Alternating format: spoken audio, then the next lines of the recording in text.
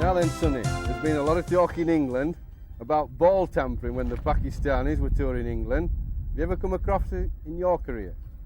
Well, I think tampering with the ball has always been there in some form or the other. New ball bowlers always want to get a little more purchase out of the ball. So when the ball gets a little old, a lot of new ball bowlers either apply sweat or run their fingers through their hair where they might have applied some hair oil or hair cream and get a little bit of cream on it so that the shine on the ball can be maintained. There are other methods as well, as we all know, trying to rough up one side of the ball and get the ball to move.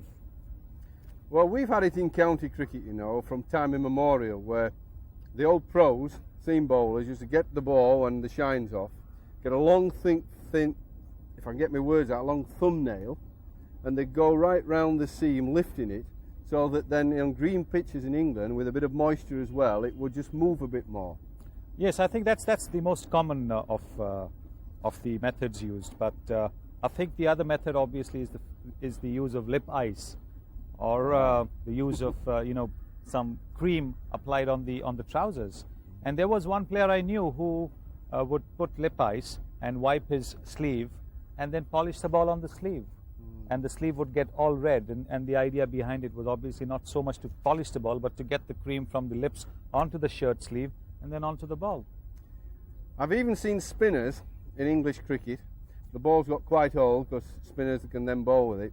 They just get one little bit of the seam, lift that little bit so they can get the finger into it, the off spinner, the little index finger, and get some leverage, and the left arm spinner just get a little bit more. So it's been going on forever, hasn't it? Yes, it's been there, I think. But I don't see why there should be objections to keeping the ball the way the bowlers want it. As it is, there are laws made which are almost all in favor of the batsman.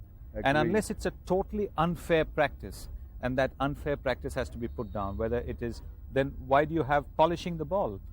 Correct. I mean, you just polish the ball on your trousers. So if a new ball bowler is allowed to polish the ball onto his trousers, a spin bowler should be allowed to rough it up. Right. What I found interesting in England when Pakistan came to bowl with those two great bowlers, Waqar Younis and Wasim Akram, was that when they changed the ball at Lord's, they only changed it after we'd had all the test matches and England were beaten in them. The series was over in Pakistan's favour, and then we were on the next to the last one-day international.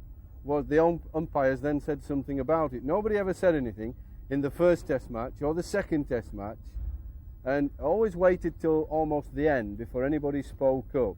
And that smacked a little bit of wrong to me. Yes, I think people were trying to look at the legal implications of making an accusation directly. But I think perhaps you put it in the right perspective by saying that Waqar Younis and Wasim Akram would have bowled England out with an orange. Absolutely. When they swapped the ball at Lord's in this one-day international, Pakistan still won. Waqar bowled them out. So I said, well, what's the problem? They're great bowlers. They've got a skill, and they can do it with the old ball as well as the new ball. In fact, Waqar prefers the old ball, doesn't he? Yes, he does. It's foreign to you and me. Yes, that's right. We were used to playing when the ball was swinging when the ball was new. But still, I think you have to give credit to those two bowlers because they bowled marvellously. I think they've given us an exhibition of swing bowling with the old ball that is hard to be seen again. Becoming a lost art is that swing bowling.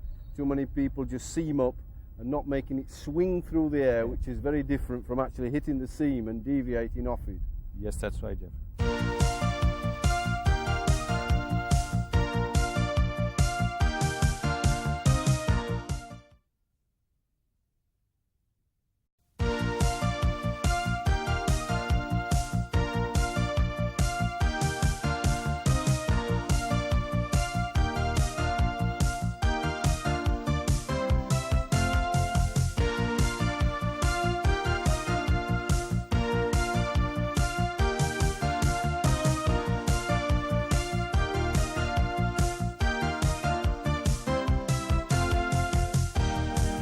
Jeffrey, you were on that tour in 1971 to Australia when the first ever one-day game was played.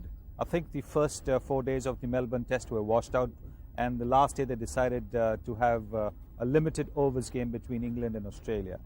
And ever since that, I think the one-day game really has taken deep roots. we have far too many one-day matches than test matches, so much so that Alan Border, who's the highest test playing player in the world, has got more one-day matches than test matches. Well, it's a crazy situation because when we played that one-day match and then there's become Packers cricket and everybody plays one-day test cricket, that when it started, it was always seen as kind of Mickey Mouse cricket, comic cricket, or just for a hit and a giggle, for a bit of fun and laughter. And it's taken off so much that actually we've given it prime consideration. Everybody markets it, the newspapers sell it, people come all the time and full houses. And we've actually left Test cricket alone and just assumed that because it's the traditional game, it's been played by all the countries since time immemorial, that everybody will come. And they won't. I believe we have to sell Test cricket again to people.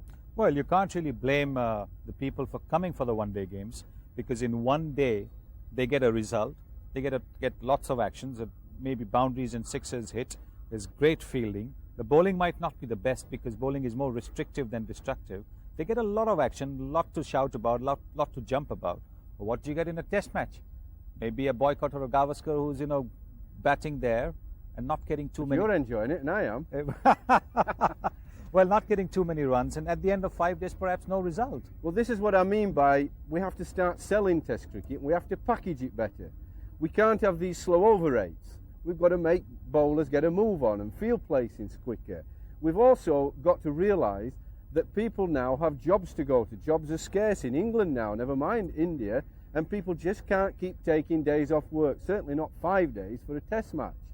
And I think we have to play test cricket now, more and more, particularly in all the countries but England because of our climate, where it's hot like in India, Pakistan, Australia, South Africa. We've got to play night cricket, test cricket. It's got to start at about 2:30 and go till 10 o'clock, so people can go to work and maybe only have an hour or two off work, or they can come after work for 2 sessions. Just think of a man who wants to bring his son along. And kids are the future of the game. If we get them interested as kids, they'll keep coming, they'll keep playing. They could come after school with the father, who could take an hour or two off work. And that's what we've got to consider. Remember, Packer played his one-day cricket. He started it by starting the games at 2:30 till 10 o'clock. Everybody went to work, kids went to school, and they played to packed houses. You just cannot expect Test cricket to go in the traditional way of starting at 9:30 in the morning in India, 11 o'clock in England. People have work to go to. But then wouldn't the traditionalists be starting to jump up and down, because you would be then required to play Test cricket with a white ball in coloured clothes? And I understand that you... So what? What's the big problem? I'm a traditionalist, but I also want to change if change is better for the game. I never want to change just for change's sake. That is bad. But then, you might as well bring in some other kind of way to make Test cricket attractive. Maybe have limited overs for every innings. We have 50 overs, limited overs cricket, 55 or 60 overs. Why not make Test cricket the first innings limited to 125 overs or some such thing? But get a result at the end of 5 days. Get a move on with the batting, with the bowling, with everything. But that's not the end of the world to consider something like that, is it? It certainly isn't.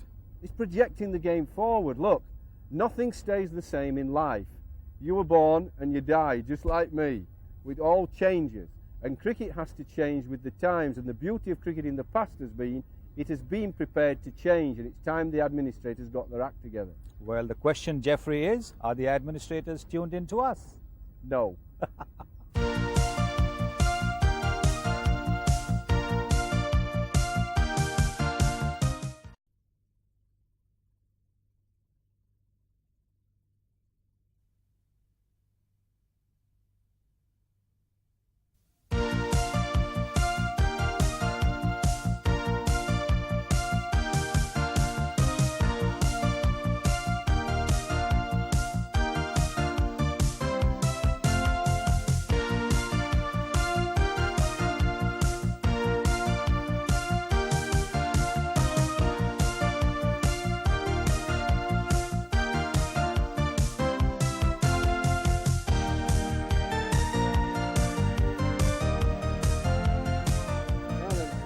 Make of the ICC as a governing body?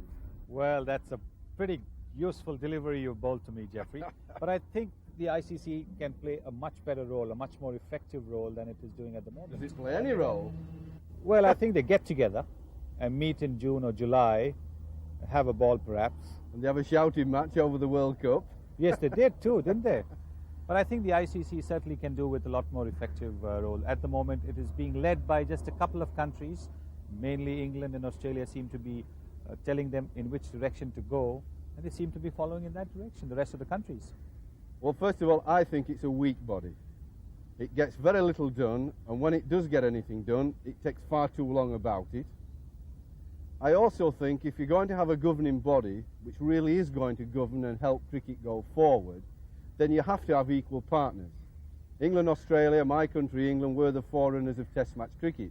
But like I said to you before, you've got to make progress. That's gone. That's history, isn't it? Yes. That's in wisdom. We're now going to move forward. That all the cricket playing countries are very talented, equal to each other.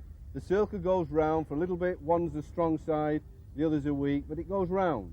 And you can only run a proper situation of the ICC if everybody has one vote. Nobody is more equal than anybody else. Yes, and I think the headquarters of the ICC also should rotate. We have this situation where everything is centered in London today. I think as soon as you have the ICC chairman and the secretary coming in from different countries, the secretariat, the headquarters should rotate, because that's the only way you can actually call it the International Cricket Council. At the moment, it seems to me more to be like an imperial cricket conference, because it is all situated in England. Well, that's what it used to be called.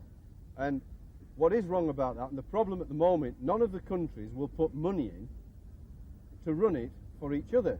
At the moment, MCC, the private club, is paying a lot of money in and giving its officers free, giving its services of the secretary of MCC free to the ICC, and they've got to become independent, haven't they? Of course. All the countries are going to have to put some money in to keep themselves independent, with an independent chairman, an independent chief executive, independent office staff, and then there's no reason why they can't move every 3 years to different countries of the world, so everybody gets a fair share of their country being the centre of world cricket for a period. Well, that's exactly what I'm driving at, because that is the only way other countries will feel part of the system.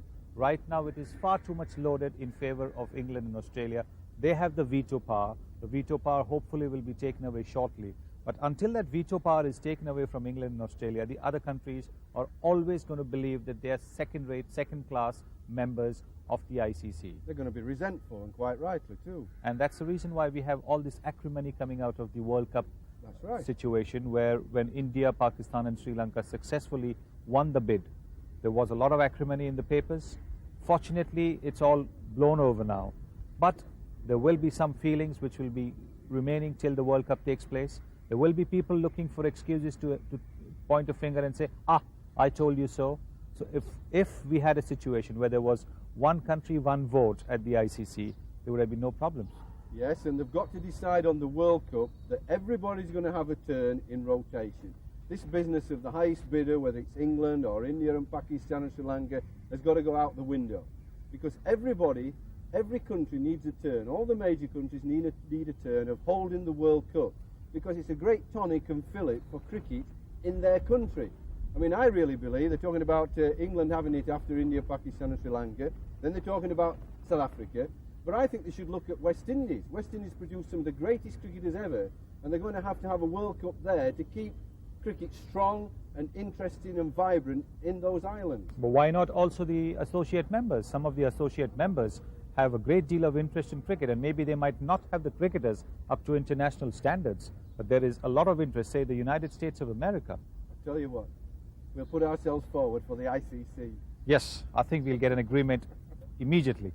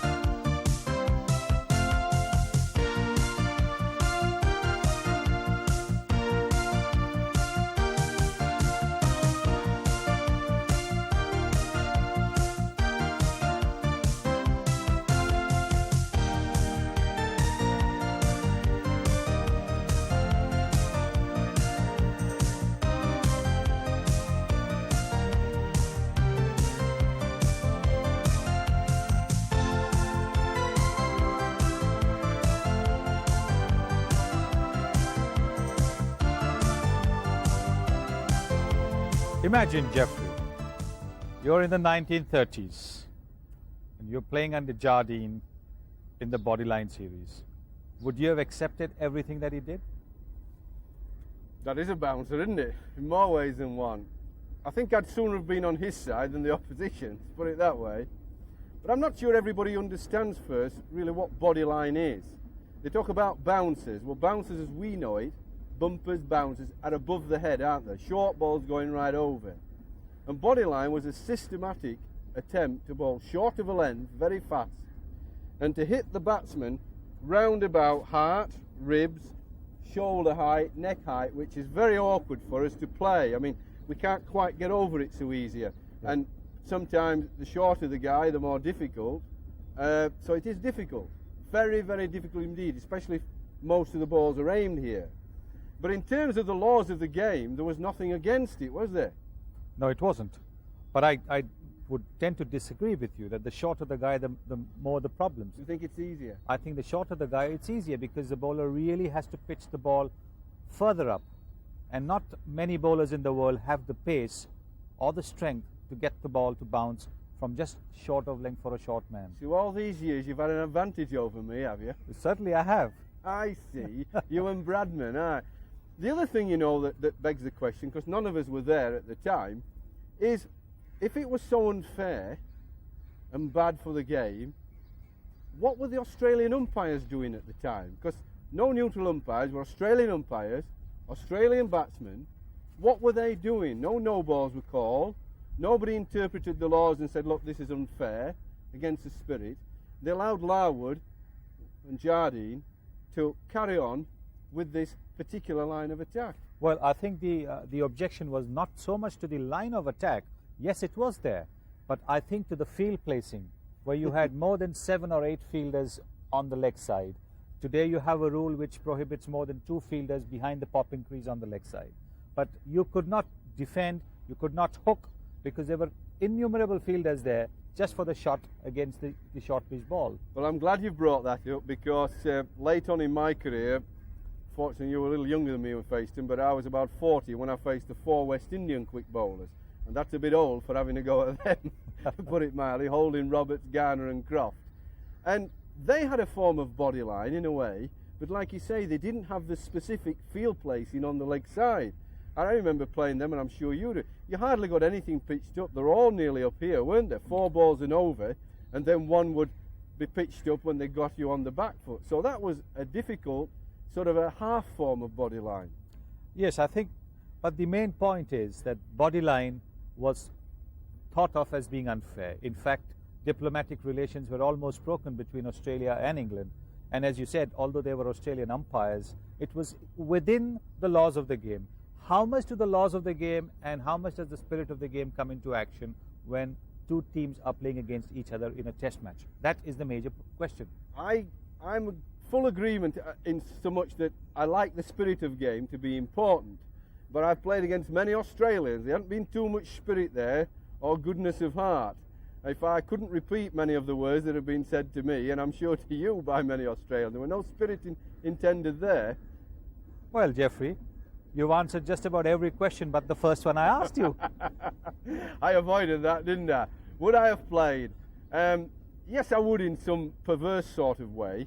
And in a perverse sort of way, I would like to have had a go as an Australian batsman. I think it would have been very tough, no helmet, no chest pad, facing the fast bowling attack here. But you and me, part of what makes us the players we are, is we wanted to test our skill against the best and the best forms of attack. It might have got us out, we might have been battered and bruised, but I'd like to go at it. Yes, I think opening batsmen are gluttons for punishment, aren't they?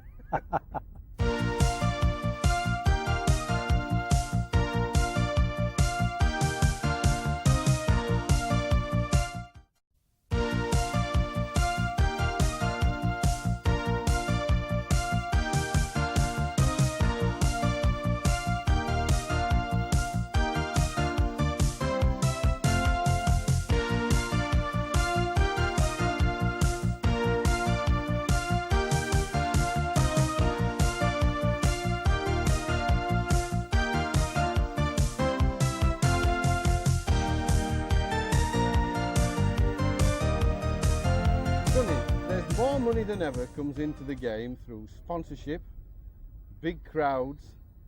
Do you think the players actually get a big enough share of that? Well, I don't think so.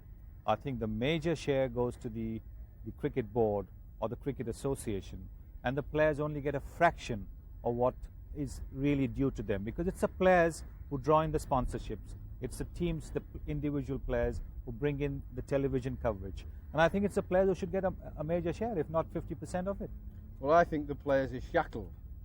Many players daren't step out of line, they daren't shout up and say we don't get enough share of the cake, because in a big team game like cricket, and there's a lot of politics in it, a lot of establishment, particularly in England, if you step out of line and you're a strong character, you better be damn well good enough like a Botham, otherwise they don't pick you. Well, that's what happens even in India, in the sense that Indian players are very shackled. They cannot speak to the press excepting the captain. They cannot do this, they cannot do that. The conditions that are laid on the Indian players are unbelievable, to say the least. And what it has brought about is a bunch of cricketers who are yes men. You have the odd brilliant natural talent like the Sachin Tendulkar, but he's a very quiet man. He's not at the moment in a position to make his demands or make his, the point that he should get money or more share of the cake, because people come to watch him. People do not come to watch the other players in the team as much as they come to watch Sachin Tendulkar. So if there is money coming into the game, Sachin Tendulkar and people of his caliber are entitled to more money. You know, it's about the only game I know, top level, where everybody's paid exactly the same money in the team, whatever their skill is.